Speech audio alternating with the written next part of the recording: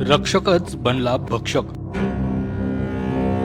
Doctor तरुणीचं police उपनिरीक्षकाकडून शोषण।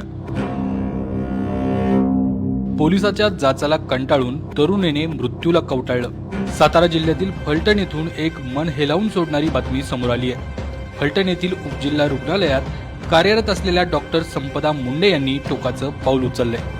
संपदा यांनी हातावर एक नोट लिहिली असून यामध्ये पोलीस उपनिरीक्षक गोपाल बदने याच्यावर गंभीर आरोप केलेत।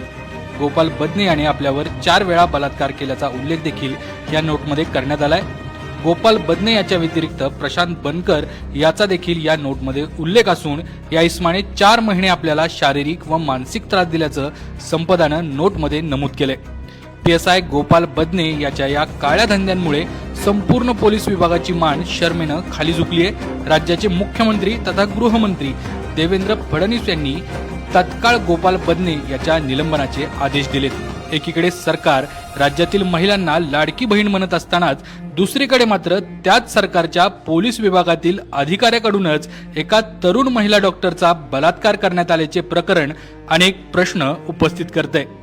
या प्रकरणात पुढे काय कारवाई करण्यात येते, आणखी कोणाकोणाची नावे समोर येतात हे पाहणं महत्त्वाचं ठरणार आहे।